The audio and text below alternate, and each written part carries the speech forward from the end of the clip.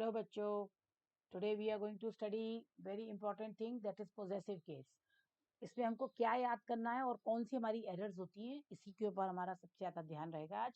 और इसको आप लोग बहुत अच्छे से इसके नोट्स बनाइएगा, क्योंकि ये ग्रामर फ्रॉम द बेसिक्स जो मैंने टॉपिक दिया है अपना, उसी के अकॉर्डिंग मैं आपको पढ़ा रही हूँ। कि जो बेसिक चीज़ें आपकी अगर स्ट्रांग हो जाएंगी बच्चों, then you will never make mistakes in grammar. Okay, सबसे पहले अब हम देखते हैं यहाँ पर कि ये जो चार्ट है, पॉजेसिव केस क्या होता है, जो ओनरशिप बताता है। पॉजेसिव केस क्या है, जो आप ओनरशिप को बताता है। जैसे कि बिलोंगिंगनेस है ना, कि मेरा है ये, है ना, इस चीज को शो करता है। अब आप देखिए इसमें अपोस्ट्रोफी एस जो है लगता है, इसमें तीन तरीके से हम इसको बनाते हैं। एक तो हम इसमें अपोस्ट्रोफी एस लगा सकते हैं, ठीक। दूसरा खाली अपोस्ट्रोफी लगा सकते हैं, और तीसरा ऑफ लगाकर। ये तीन तरीके से आप बता सकते हैं कि अपोस्ट्रोफी एस है या केवल अपोस्ट्रोफी है या ऑफ है। तो ये तीनों चीजें एक ही चीज को बताती है, क्या बताती है, ओनरशिप को बताती है, ठीक।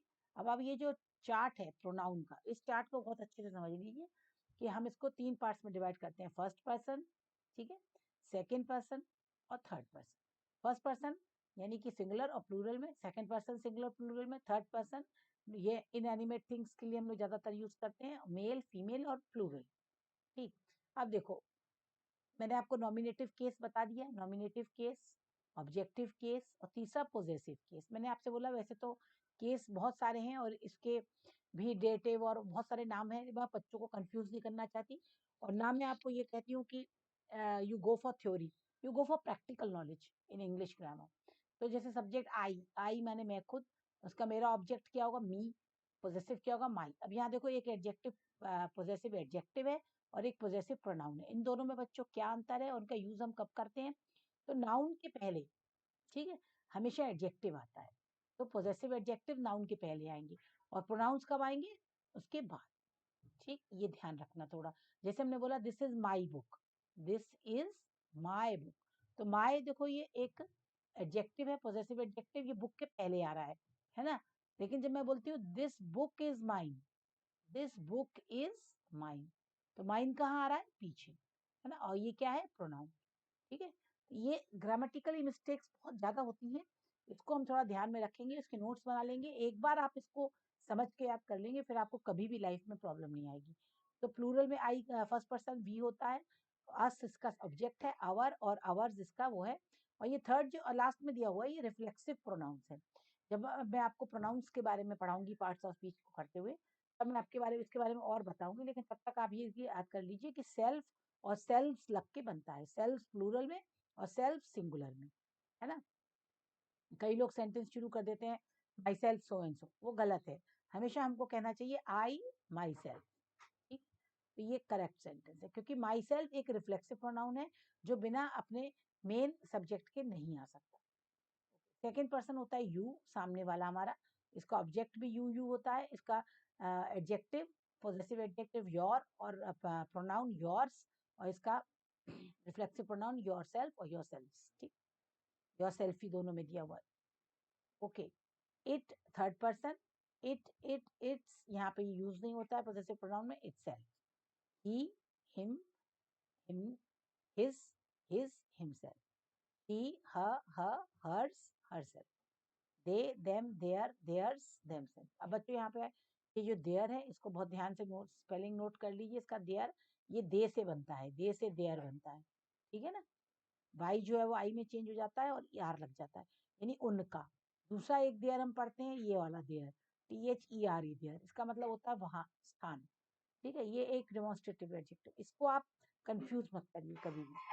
चलिए, अब हम एक छोटा सा एक गेम है यहाँ पे, इसको खेलते हैं। कि जैसे यहाँ पे बिलोंगिंग चीजें हैं, ये सब इनको बिलोंग करती हैं। अब आप बताइए किसको कौन सा बिलोंग करता है। आप फोटो में देख सकते हैं किसके पास, जैसे ये ऑक्टोपस है, किसके पास है?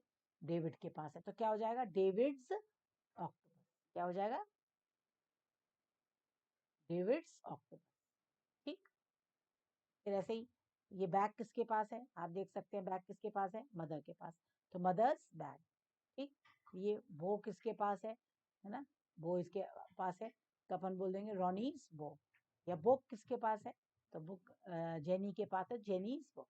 तो इस टाइप से ये आप पॉजेसिव प्रोनाउन को प्रैक्टिस कर सकते हैं। चलिए अब हम नेक्स्ट आते हैं। ये देखो सेंटेंसेस हैं, इसमें क्रिस, जब भी कोई प्रॉपर नाउन, किसी का भी नाम एस से एंड होता है, किससे एंड होता है? एस से। तो बच्चों उसको हम दोनों तरीके से लिख सकते हैं। उसमें हम ऐसे भी लिख सकते हैं क्रिस अपॉस्ट्रोफी एस, हम ऐसे भी लिख सकते हैं क्रिस। ये पोजेसिव प्रोनाउन का एक खास फीचर है कि ये जब कोई नाम एस से खत्म होता है, ठीक है। हिसिंग साउंड भी इसमें बहुत इंपॉर्टेंट प्ले करती है ना, वो हम उसमें अपोस्ट्रोफी एस लगा सकते हैं। तो यहाँ पे आप सारे सेंटेंस देख लो। You are sitting in Chris chair, you are sitting in Chris chair. Have you seen James car, have you seen James car. Where is Jess book, where is Jess book bag.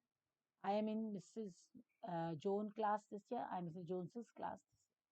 ठीक है, ये हो गया। अब देखो ये जो plural में लेकिन जब एंड एस होता है, जब लेकिन प्लूरल बन रहा है, जैसे हमने कहा बॉय, ये सिंगुलर है, इसका प्लूरल क्या है? बॉयज। ठीक है, तो इसके पीछे हम केवल अब ये अपोस्ट्रोफी, बॉयज में अगर हमको अपोस्ट्रोफी एस लगाना है तो ऐसे लड़के का, यानी एक लड़के का। और बॉयज जब हम बात करें, this is the boys bedroom. My parents, parents दो लोग होते हैं, प्लूरल है, तो my parents house is lovely. The scissors, कैंची, है ना। जेफरसन, ये देखो एक प्रॉपर नाउन है जो एस से एंड हो रहा है, तो इसको हमने इसके बाद एपोस्ट्रोफी एस लगाया। क्यों लगाया? क्योंकि ये प्लूरल में यूज हो रहा है। हम यहाँ पर जेफरसन, एक फैमिली में कई लोग हैं जेफरसन, है ना। ये फैमिली में मम्मी पापा बेटा सब जेफरसन है। सरनेम है ना, जैसे गुप्ता गुप्ता गुप्ता, तो गुप्ताज हाउस, तो यहाँ पे गुप्ता क्या हो गया? प्लूरल हो गया। तो ये जब प्लूरल में हम उसको यूज कर रहे हैं तो हम उसके बाद में केवल अपोस्ट्रोफी लगा रहे हैं। ये वाला भी सेम ऐसे ही है, स्टूडेंट और स्टूडेंट्स। अगर आप एक स्टूडेंट की बात कर रहे हैं, जब हम एक स्टूडेंट की बात कर रही हूँ तो अपोस्ट्रोफी ऐसा आ रहा है यहाँ पे, तो आप समझ जाएंगे मैम एक स्टूडेंट की बात कर रही हूँ। लेकिन जब मैं बोलती हूँ स्टूडेंट्स, है ना, और पीछे अपोस्ट्रोफी लगा रही हूँ, तो आप समझ जाएंगे यहाँ प्लूरल में बात हो रही है। ठीक है, जैसे the students favourite subject was science. ठीक, और यहाँ पर the students favourite subject was science. दोनों सेंटेंस में मीनिंग का कितना अंतर हो गया।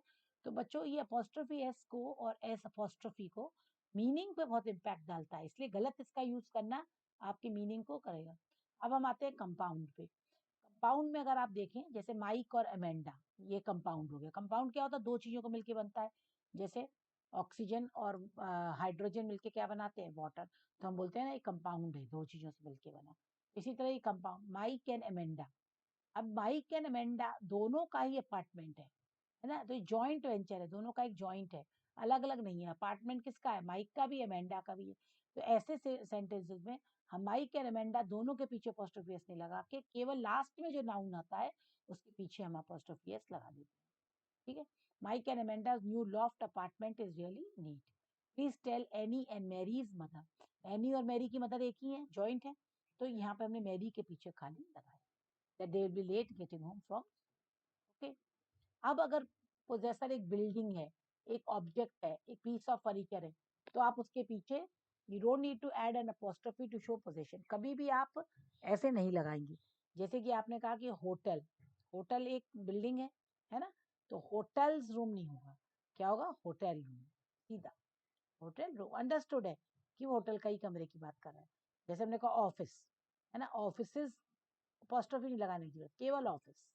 तो ये सही है, ये गलत, ये सही, ये गलत, सॉरी, ये गलत है और ये सही। ठीक, अब इसमें कार्स डोर, तो ये कार्स डोर गलत है, कार डोर। ठीक, तो बच्चों ये पीस ऑफ फर्नीचर जो है इसको आप लोग ध्यान में रखना।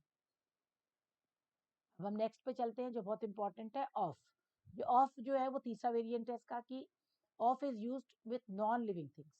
ऑफ को हम नॉन लिविंग थिंग्स के संग यूज करते हैं, जैसे द फ्लावर्स ऑफ स्प्रिंग, ये बिल्कुल सही सेंटेंस है। द स्प्रिंग फ्लावर, ये भी सही है, ऐसे भी आप लिख सकते हैं द स्प्रिंग, लेकिन स्प्रिंग्स फ्लावर ये गलत है, अपोस्ट्रोफी एस नहीं आएगा, क्योंकि क्या है? ये नॉन लिविंग थिंग है।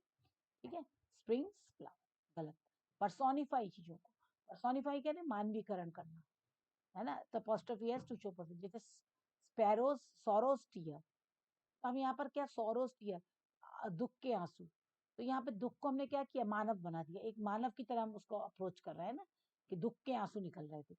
एट एट डेथ्स डोर, यानी मृत्यु के दरवाजे पर, तो मृत्यु को भी हमने यहाँ पे क्या कर दिया? एक मानवीकरण कर दिया। पर्सोनिफाई माने क्या होता है? मानव की तरह उसको डील करना।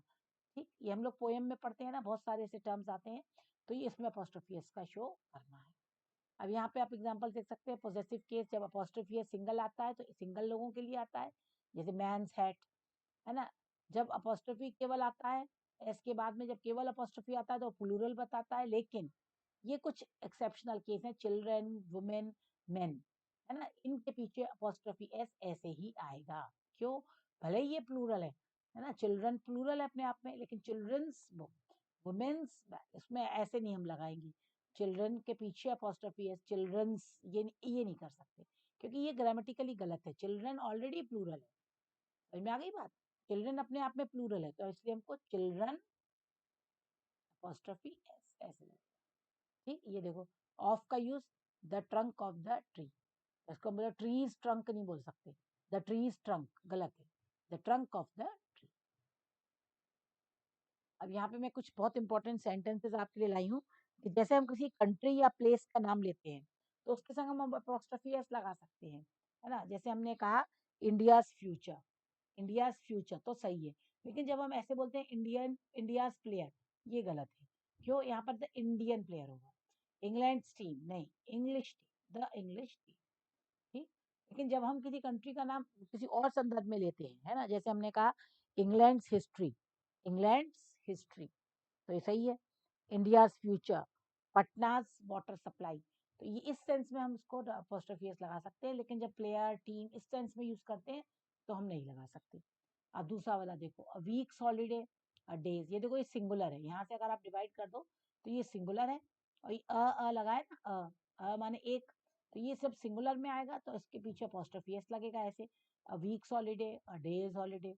और जब ये प्लूरल में आएगा तो 5 days, अब देखो अपॉस्ट्रोफी लगा खाली, 2 hours, इसको हम 10 minute ब्रेक ऐसे भी लिख सकते हैं। अब आप देखो यहाँ पर, तो ये तो वीक हॉलीडे वाला हो गया। दूसरा अब हम ले रहे हैं टन, रुपीस, है ना, ये वेट, जब हम वेट की बात करते हैं कि वेट होता है ना, जैसे मैंने कहा टन्स, यानी 1 टन, लगाए ना, सिंगुलर को बता रहा है, यहाँ भी सिंगुलर में जब आएगा तो अपॉस्ट्रोफी एस ऐसे आएगा, और जब ये प्लूरल में आ रहा है 5 टन्स, तो उसके बाद में केवल अपॉस्ट्रोफी।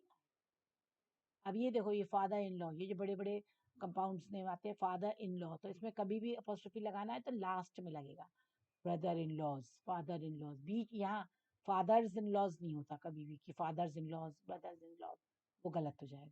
ठीक, the king of Magadh palace, the king of Magadh palace, the Magadh palace नहीं होगा, द मगध किंग नहीं होगा, है ना, the king of Magadh palace. अब ये देखो, ये बोट लेंथ, स्टोन लेंथ, ये देखो, ये जो सेंटेंसेस हैं जो हाइट बताते हैं, जो वेट बताते हैं, इनको हमेशा हमको ऐसे यूज करना है।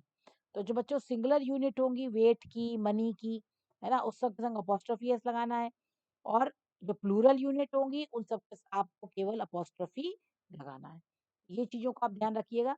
और जो स्पेस एक्सप्रेसिंग वर्ड्स होते हैं, जैसे length, point, edge, width, breadth, है ना, इन सब के सभी नाउन के संग अपॉस्ट्रोफी एस लगेगा। जैसे ये विड्थ बता रहे हैं, चौड़ाई, लंबाई, हाइट, ये सब बता रहे हैं, तो इसमें हम अपॉस्ट्रोफी एस, इसको आप ऐसे भी लिख सकते हैं, the length of boat, the edge of stone, ऐसे भी आप इसको लिख सकते हैं, कोई प्रॉब्लम नहीं। अब ये देखो, ये क्या है, नाउन इन अपोजिशन, जैसे टैगोर, टैगोर कौन? द पोएट, तो ये नाउन इन अपोजिशन कहलाता है। Tagore the poets house was decorated. ठीक है बच्चों, तो यहाँ पे हम टैगोर, टैगोर के लिए ही पोएट आ रहा है, तो इसमें हम अपोस्ट्रोफी एस ऐसे लगाएंगे। ठीक, अब जो मैं ये सेंटेंस लेने जा रही हूँ, ये थोड़ा ध्यान देना आप, ये वही है जॉइंट, जैसे मिस्टर लाल एंड ब्रदर्स, ठीक है, ज्वेलरी, तो ज्वेलरी किसकी है? ज्वेलरी मिस्टर लाल और ब्रदर दोनों की कंबाइंड है, सेपरेट नहीं है, तो हमने केवल आखिरी वाले नाउन के बाद अपॉस्ट्रोफी एस लगा दिया, क्योंकि ये जॉइंट है।